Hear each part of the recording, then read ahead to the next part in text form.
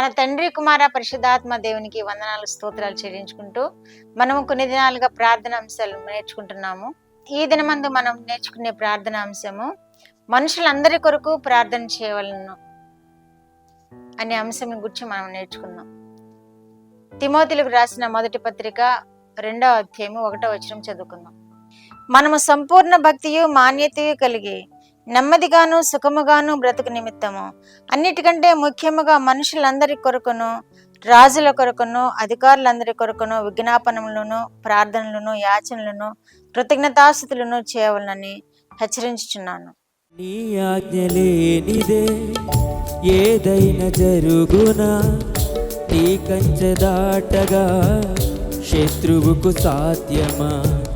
నీ ఆజ్ఞ లేనిదే ఏదైనా జరుగునా, నీ కంచె దాటగా శత్రువుకు సాధ్యమా? మా దేవా నీవే మా తోడుంటే అంతే చాలును.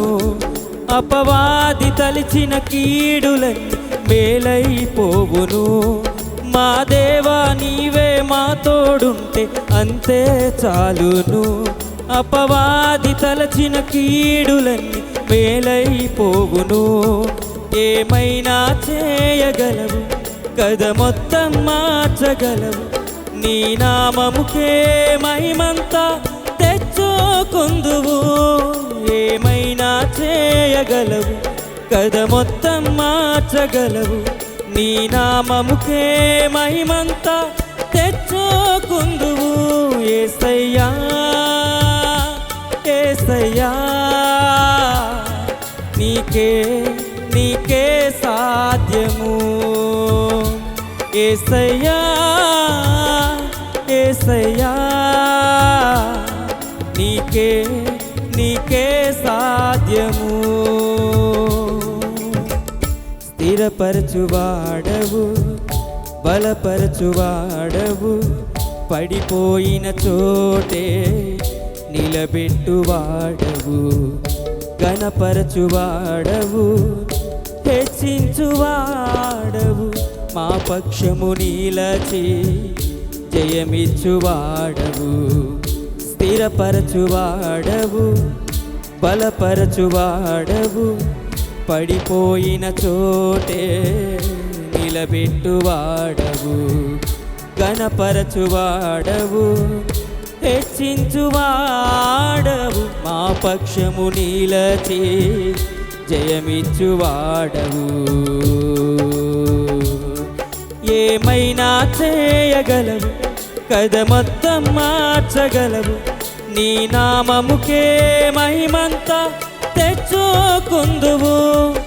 ఏమైనా చేయగలవు, కథ మొత్తం మార్చగలవు. నీ నామముకే మహిమంతా తెచ్చుకుందువు. యేసయ్యా యేసయ్యా, నీకే నీకే సాధ్యము. యేసయ్యా యేసయ్యా, నీకే నీకే సాధ్యము. దేవుడి వాక్యం ద్వారా మనతో మాట్లాడుతున్నాడు. మనము సుఖముగాను మాన్యముగాను ఉండాలి అంటే మనుషులందరి కొరకు ప్రార్థన చేయాలి, అధికారుల కొరకు రాజుల కొరకు ప్రార్థన చేయాలి అంటున్నాడు దేవుడు. మనము సుఖముగా ఉండాలి అంటే అందరి కొరకు ప్రార్థన చేస్తేనే మన మీదకి ఎవరు ఏ దోషారోపణ చేయరు, ఏ నిందలు వేయరు, ఏ అపవాదులు మన మీద పెట్టరు, ఏ రాజులు మనల్ని హింసించ ప్రయత్నించరు, ఏ అధికారులు మనల్ని హింసించ ప్రయత్నించరు, ఏ మనుషుల చేతిలో మనము చిక్కుబడం. ఎప్పుడు అంటే మనము వారి కొరకు ప్రార్థన చేసినప్పుడు. మనుషులందరి కొరకు ప్రార్థన చేయడి అని వాక్యం తెలియజేస్తుంది. తిమోతికి రాస్తూ అపోస్తలుడైన పౌలు ఈ విధముగా తెలియజేస్తున్నాడు. మనుషులందరి కొరకు ప్రార్థన చేయడి, వారు మాన్యతగాను ఉండాలని, వారు మన మీద అసూయపడకుండా ఉండాలని, వారు మన మీద ద్వేషం పూనుకొనకుండా ఉండాలని, మన మీద ఇతరులు అసూయ చెందకుండా ఉండాలని, అధికారుల కొరకు ప్రజల కొరకు మనము ప్రార్థన చేయాలని ఇక్కడ వాక్యం తెలియజేయబడుతుంది. అప్పుడు మనము క్షేమంగా ఉండగలుగుతాం. మనుషులందరి కొరకు ప్రార్థన చేసినప్పుడు వారు కూడా రక్షణకి వెళ్తారు. ఎందుకంటే మన ప్రార్థనలు దేవుడు నిరాకరించడు. ఎవరి కోసమైతే ప్రార్థన చేస్తామో వారిని దేవుడు ఆశీర్వదిస్తాడు, వారి శ్రమల నుండి తప్పిస్తాడు. వారు మనకి ఏ విధముగా హాని చేయకుండా దేవుడు మనల్ని కూడా కాపాడుతాడు. అందుకే మనుషులందరి కొరకు ప్రార్థన చేయడం అని వాక్యం ఇక్కడ తెలియజేస్తుంది. ప్రార్థన అంశంలో కూడా మనము ఈ విధముగా తెలుసుకుంటున్నాం, మనుషులందరి కొరకు ప్రార్థన చేయాలని. తిమోతికి కూడా రాస్తూ అపోస్తలుడైన పౌలు హెచ్చరిస్తున్నాడు, మనుషులందరి కొరకు వారి మాన్యతగాను సుఖంగాను ప్రేమగాను ఉండలాగన వారి కొరకు ప్రార్థన చేయడం అని తెలియజేస్తున్నాడు. వారి కొరకు కృతజ్ఞతాస్తులు చెల్లించాలని కూడా ప్రార్థన చేయమంటున్నాడు. కృతజ్ఞతాస్తులు చెల్లిస్తూ దేవునికి విజ్ఞాపన చేయాలి. వారిని బట్టి ఇతరులను బట్టి మనము ప్రార్థన చేయాలి, కృతజ్ఞతాస్తులు కూడా చెల్లించాలి. ఎందుకంటే వారు క్షేమంగా ఉండాలి, మన మీద ఏ ద్వేషము పడకుండా ఉండాలి అని ఇతరుల కొరకు ప్రార్థన చేయాలని దేవుడు ఇక్కడ మనకి తెలియజేస్తున్నారు. కాబట్టి ఆ విధముగా జీవిద్దాము. మనము ఇతరుల కొరకు ప్రార్థన చేసి మనము ఆశీర్వదింపబడదాం. ప్రార్థన. మా దేవ, మా ప్రియ పరలోక ప్రభువా, మీ పరిశుద్ధ పాదములకు వందనాలు, స్తోత్రాలు.